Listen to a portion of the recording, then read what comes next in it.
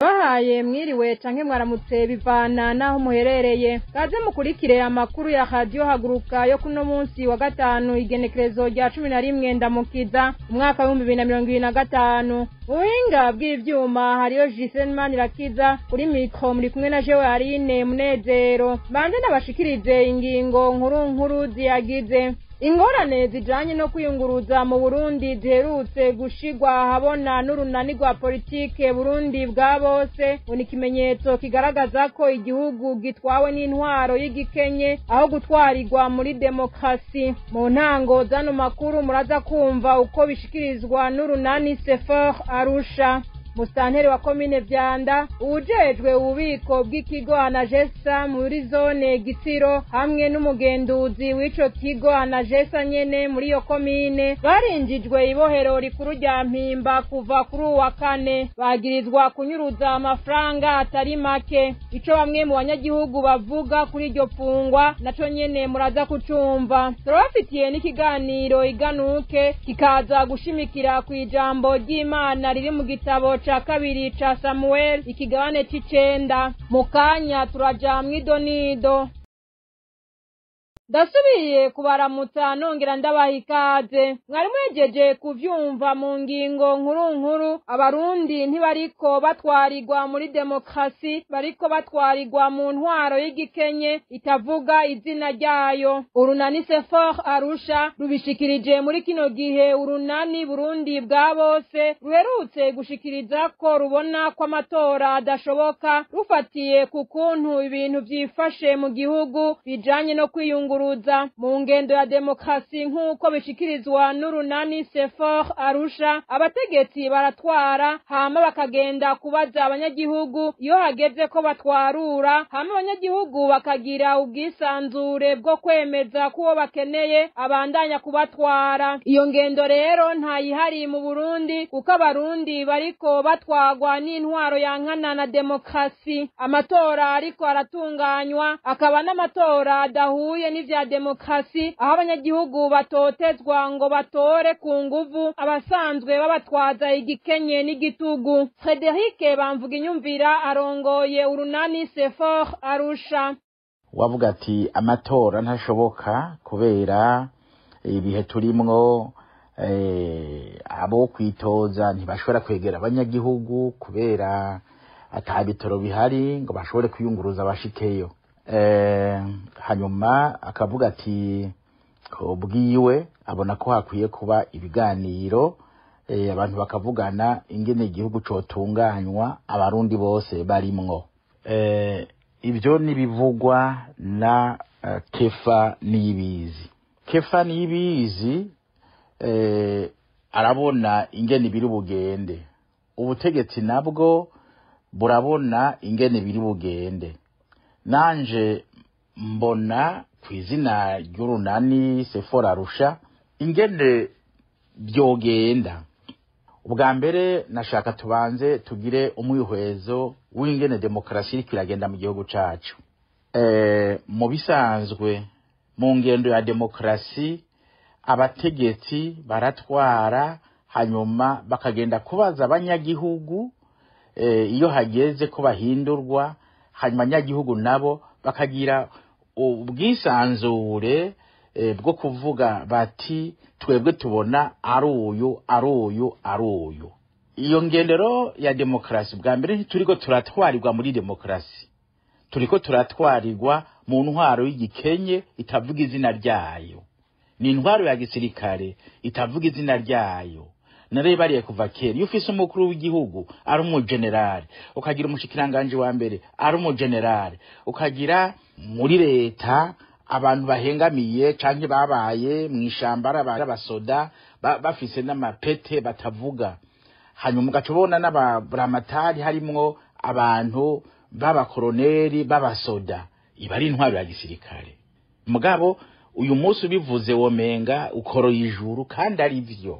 Ico ni cyambere. Ca kabiri nuko mwene iyo ntwaro yankana na demokrasi, kuko demokrasi iza guha ijambo abanyagihugu, nabo imigenderanire hagati yabo n'abanyagihugu ni mibi kubera ko bashaka kubatwara ku nguvu, babavyura ijoro, babaturubika babatoza amahera badafise babategeka ibyo badashoboye. Iyo niyo ntwari ihari rero iyo ntwari ihari kuyizana muri demokrasi woba udategereje ko demokrasi ivuga canke n'ingene itunganijwe. Naco gutuma aya matora wumva n'amatora yabo nyene mugabo n'amatora adahuye n'ivya demokrasi, n'amatora ko bategereye bati ntako twotwara twazi inguvu ngo tubandanye tutabanje kubaza abanyagihugu, reka kugira ngo tubitegure abanyagihugu tubatoteze tubime uburenganzira bwabo, babe misho yose mu bwoba, hanyuma bame biteze ko dushobora no kubica nitukabasaba amajwi bazoduha twebwe nyene ko tubishaka. Ivyo nivyo bihari.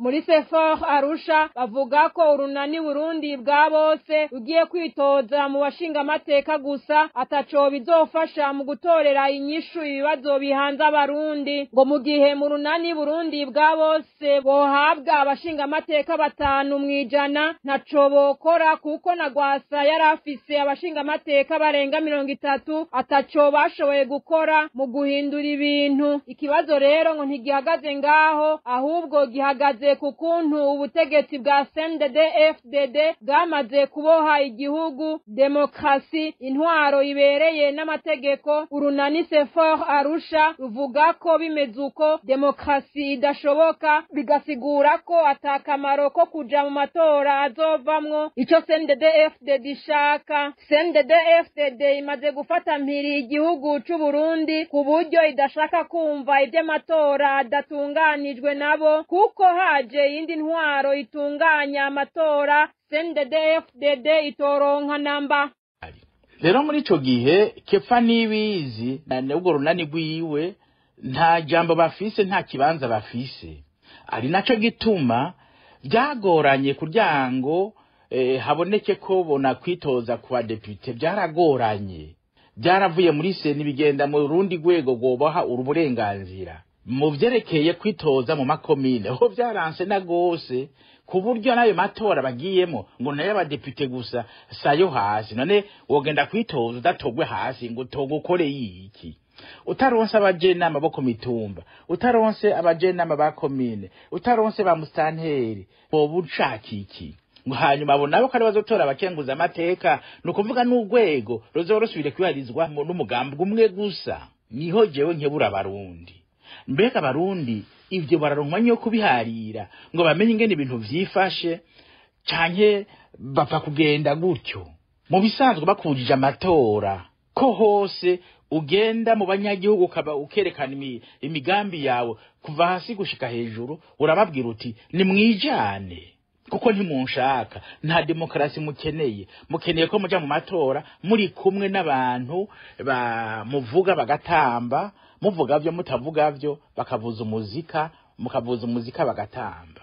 Uko niko twabwirizwa kuvyumva kandi niko biri. Twe mwebwe rero mushaka ibintu bihinduka, nta kibanza mufise muri ayo matora.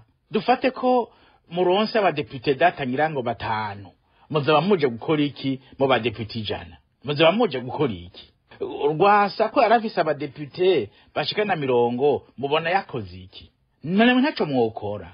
Kuko ikibazo saho kiri, ikibazo n'ingene ubutegetsi bwa CNDD-FDD buboshe, bwamaze kuboha igihugu, bwamaze kuboha demokrasi, bwamaze kuboha intwari ibereye, bwamaze kuboha amategeko. Muri ico gihe nta demokrasi ishoboka. Ayo matora reka kwirwa muratumwanya, kuko nta kirimwo, kuko ikizovamwo nico bazoba bashaka.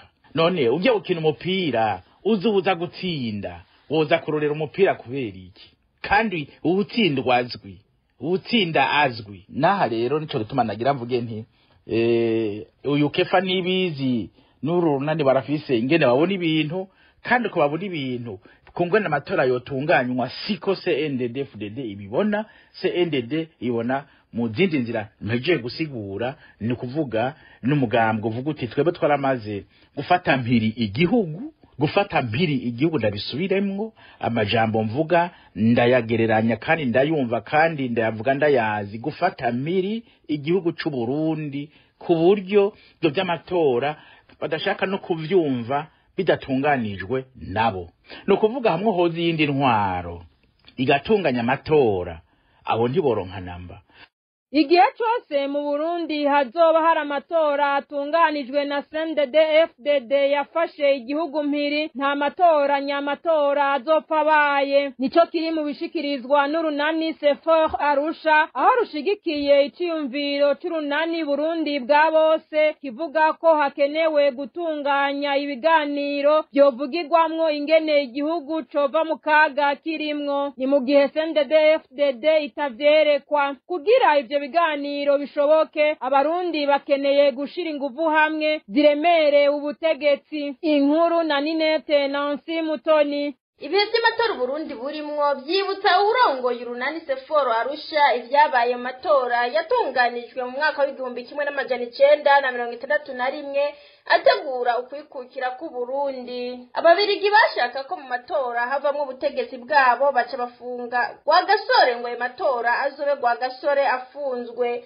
Rwagasore nabiwe baravyanka, bahamagara oni yari yaragije ububirigi igihugu c'u Burundi, biraheza birakunda ko amatora bagwagasora hari. Ababirigi baca baratsindwa kuko vyabananiye kwiba ayo matora. Kubwa Seforo Arusha, igihe cyose mu Burundi hazotunganywa amatora na CNDD-FDD yafashe igihugu mpiri, nta matora meza azokwigera ba mu gihugu. Ubwo runani rugashigikira iciyumviro cy'ibiganiro vyotuma abarundi bavugana uko igihugu cova mu kaga kirimwo. Kurikira Frederic Bamvuginyumvira arongoye urunani Sefor Arusha. Biguma binyibutsa igihe mwaka w'igihumbi kimwe amajana 1961 hatunganywa amatora yarimo arategura kwikukira ku Burundi. Ububirigi kuko bwashaka ko havamwo ubutegetsi bwabo, byaranse yuko batunganya amatora nyayo, baca bapfunga Rwagasore ko babona bati uyu muntu yohava dutsinda, reka tumubohe amatora abafunzwe. Rwagasore nabiwe bati oya, reka duhamagare abantu bo muri Nations Unies kuko nibo bahaye ububirigi ko baturera. Reka tuvuge Nations Unies ize kuraba aya matora iyaherekeze, maze turabingene bigenda. None bananiye kwiba, siko byaciye bigenda se. Rwagasore ati n'umugambwe baciye batsinda. Ari naco gituma rero no ngahi Burundi igihe cyose hazoba ari amatora atunganijwe n'umugambwe wa CNDD-FDD wafashe igihugu mpiri, bizokama bigenda gutyo uko bigenda kose. Ari naco gituma mvuga nti ndashigikiye ibi Kefa Nibiza avuga ati aho kwirukira amatora twari dukwiye kwicara tukagira amanama makuru tuvuge ni ingene igihugu cova muri aka kaga kirimwo. Naho biruko CNDD-FDD nta biganiro ishaka ngo ntitakaze vyose. Kugira ibiganiro bishoboke, urunani Sefor Arusha rubona ko abarundi bakwiye gushira ingufu hamwe ziremera ubutegetsi. Ariko CNDD-FDD nayivuga iti hako twogira ayo manama twofuma dupfa, kuko ayo manama ashobora kuza kuvuga ngo ntimuriko murategeka neza, no kubabwira ngo ntimuriko murategeka neza bumva umenga ubakubise ikofe. Rero kugira ngo ibyo biganiro bibe, nibutse Kefa Nibizi yuko atagihugu na kimwe cabayemwo ibiganiro ubutegetsi butaremerewe ngo bubone ko butagize ibiganiro butakaza vyose. Ni kuvuga ibiganiro babije kuvuga ngo reka ntidutakaze vyose, tube turahagumye ntidutakaze vyose. None izo nguvu ziza kuremera ubutegetsi kugira ngo ntibahave bateye batakaza byose ntazihari. Mbega Kefa n'ubwo runani barashobora kurondera abarundi bakavuga bati reka dusabe ibyo tubwirizwa gusaba, Uburundi bwacu ntibugenda kagirire kubera inda za bamwe zatumye zisubirira amateka y'igihugu, inda zigategeka imitwe nayo ikinyegeza. Arakoze Ninete Nancy Mutoni kuri iyo nkuru ahejeje kudushikiriza. Kuri ico nyene kijanye n'amatora yimirije atabonwa kumwe n'abarundi bose, mu makuru yacu yejo muzokurikirana ic'umugambwe PPD Girijambo urongowe na Leonidas Hatungimana yahoze avugira umuhisi President Petero Nkurunziza ushikiriza. bamutwaye kwa muganga ari ndembe inyuma yo gukubitwa afashwe ariko ariba. N'umugabo yafatiwe ku mutumba wa Centre Ville agacimbirika na Bubu komine n'intara ya Bubanza ariko ariba mu nzu igihe c'isaha 7 z'ubuca kuri uwa 11 ndamukiza umwaka 2025. Induru nyinshi yarumvikanye, abamufashe baca barondera kumwihanira bakoresheje inkoni eka ndetse baranamukomerekeje mu mutwe, ku maguru no ku kuboko, biboneka ko bakoresheje n'umupanga. Igipolisi niho cahashika nk'igihe c'isaha 3 zo kuri wa 11 ndamukiza umwaka 2025. Uwo mugabo abona kujanwa kwa muganga ku bitaro vy'Ibubanza. Abavyumvise bavuga ko atariwe wenyene akiyogoje mu kwiba ngo numugwi, ariko akaba yagumije ibanga nawe yigeze avuga mu bo baba bakorana. Yivugiye ko aba ku mutumba wa Rugenge komine Mpanda. Ubusuma bukaba busa n'ubwimonogoje ubu mu gisagara ca Bubanza. Abasuma biba cane cane ibitungwa, ibikoresho vyo mu nzu, imbonesha kure, amakinga n'amafaranga. Urongoye umutumba wa Centre Ville akaba ahamagarira abarongoye kwirarira batuze ubwo busuma. Bamwe n'abandi ahibubanza bashikiriza ko ubusuma bwagwiriye biturutse ku bukene bwinshi buri mu miryango, abantu ngo bakaba badafise ico bakora, vyose bakavyegeka kuri leta ikomoka muri CNDD-FDD ngo itigeze ifata ingingo mu myaka 20 imaze ku butegetsi yo kugenda igabanya ubukene mu banyagihugu, ngo ahubwo igafata ingingo zibwongereza. Iyo ntwaro ngo babona batagishoboye kuyihanganira, abarundi ngo bakwiye kuja hamwe bakayihindura. Musanteri wa komine Vyanda ujejwe ububiko bw'ikigo Anagesa muri zone Gitsiro hamwe n'umugenduzi w'ico kigo Anagesa nyene muri yo komine barinjijwe ibohero rikuru rya Mpimba kuva kuri uwa 4. Amakuru radio haguruka ikuraho muri komine Vyanda amenyesha ko abo bantu bose uko ari 3 bakurikiranwa kwinyuruzwa ry'amafaranga arenga 1,022 z'amarundi yaragenewe kugura umwimbu ibigori muri zone ya Gitsiro. Naho bamwe mu banyagihugu bo muri komine Vyanda bashima ifatwa ry'abo bantu bakanizera ko bagiye guhanwa mu gihe icaha co bagira, hari n'abandi bavuga ko ubutungane bw'intwaro ikomoka mu mugambwe CNDD-FDD ari ubwo gusamaza abarundi gusa, aho bufata abagirizwa ivyaha bwaca kabiri bakarekugwa. Abarundi ngo nibo bazokwishiriraho ubutungane nyabwo. Inkuru twateguriwe na Dondo Diemba z'umutima. Ku mugoroba wo kuri uyu wa 4 igenekerezo rya 10 ndamukiza umwaka wa 2025 niho Alexis Nshimirimana Mostaneri wa komine Vyanda iri mu ntara ya Bururi yinjizwa ibohero rikuru rya Mpimba riri muri zone Musaga komine Muha mu gisagara ca Bujumbura. Akaba kumwe na Augustin Ntakirutimana yarajejwe ububiko bw'ikigo Anagesa muri zone ya Gitsiro iri aho nyene muri komine Vyanda, hamwe na Oreste Nzohabonayo ahagarariye ico kigo Anagesa nyene ku rwego rwa komine. Amakuru radio haguruka ikura aho muri komine Vyanda amenyesha ko abo bantu bose uko ari 3 bakurikiranwa kwinyuruzwa ry'amafaranga arenga 1,022 z'amarundi yaragenewe kugura umwimbo w'ibigori muri zone ya Gitsiro. Aha mukibuka ko mu makuru yacu yo ku munsi wa 2 uw'indwi igenekerezo rya 8 uku kwezi kwa ndamukiza twari twababwiye ko Augustin Ntakirutimana yarajejwe ububiko bwa Anagesa muri zone Gitsiro yaramaze indwi zirenga 2 ari mu ibohero rikuru ry'intara ya Bururi. Amasoko yacu yavuga ko Augustin Ntakirutimana yahagaritswe ku itegeko ry'abaserukira ikigo Anagesa ku rwego rw'intara ya Bururi, akaba akurikiranwa ku bijanye n'amatoni arenga 10 y'intete z'ibigori yanyurujwe akuwe mu bubiko buri ku mutumba Kirungu aho nyene muri zone Gitsiro. ariko rero imbere yo gufatwa uwo yarajejwe ubwo bubiko yari yatangaje ko uwuramutswa komine ari we Alexis Nshimirimana nawe nyene afise uruhara muri ubwo busuma. Naho bamwe mu banyagihugu bo muri komine Vyanda bashima ifatwa ry'abo bantu bakanizera ko bagiye guhanwa mu gihe icaha cobagira. Hari n'abandi bavuga ko ubutungane bw'intwaro ikomoka mu mugambwe CNDD-FDD ari ubwo gusamaza abarundi gusa, aho bufata abagirizwa ivyaha bwaca kabiri bakarekurwa. Abarundi ngo nibo bazokwishiriraho ubutungane nyabwo.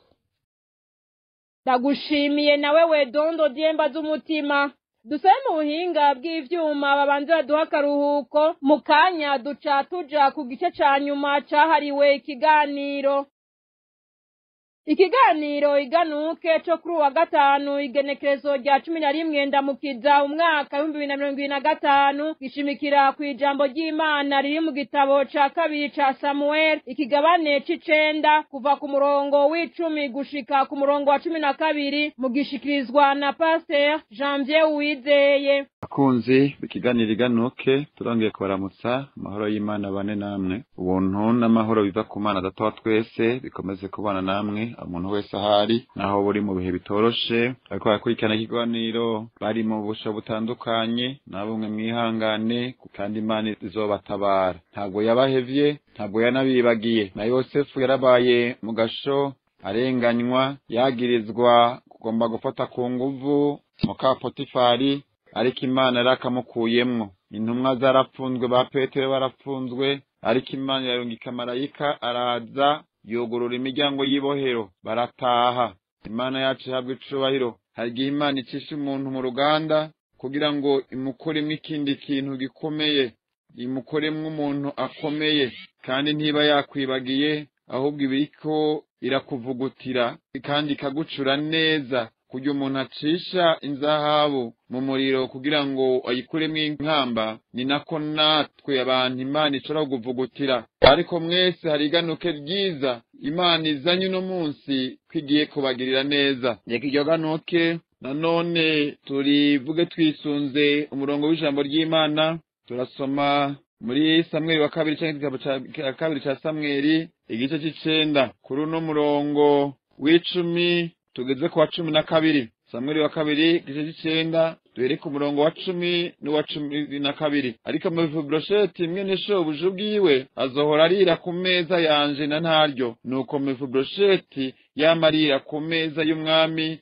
nk'uwo mu bana b'umwami. Imana utabare cane, Yesu nashimwe. Mefibosheti rero yari umwana wa Yonatani, akaba umwuzukuru w'umwami Sawuli. Agera igihe rero arava Sawuli amaze gutanga, Mefibosheti baramuhungisha agenda kuba ahitwa Lodebari.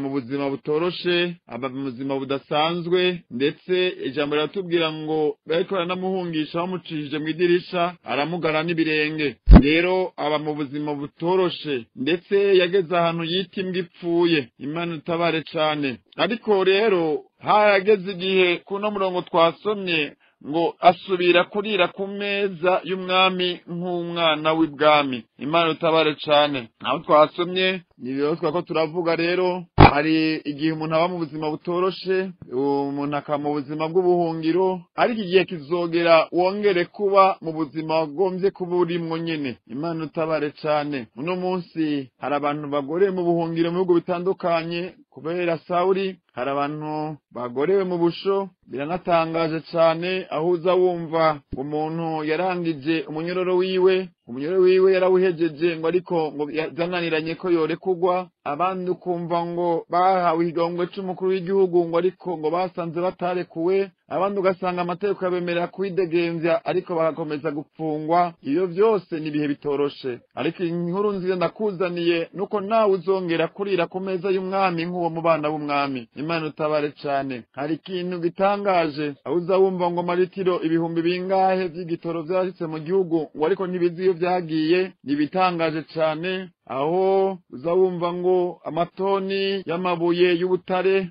ngo yarakuwe mu gihugu ngo arashorwa mu mahanga ngo ariko nta n'ifaranga ryashirogera mu kigega cy'igihugu. Ibyo byose ni ibintu bitangaje cyane bigatuma abanyagihugu bakomeza gukena mu bukene budasanzwe kandi ivyo kubatunga vyari bihari. Ariko nagiranura bazanire iganuke ribabwira ngo nk'uko Mefibrosheti yongeye kurira ku meza y'umwami nk'uwo mu bana b'umwami, ibihe vyiza bizongera kugaruka. Ntiducike intege nitwihebure, mw'izina rya Yesu Kristo dukomeze guhagarara neza. Yesu nashimwe. Yewe igihe nk'iki rero ni igihe co guhamagara Imana, ariko Mefibrosheti Imana aramwibutse kuko yari asanzwe ari umwana wo mu nda y'ingoma.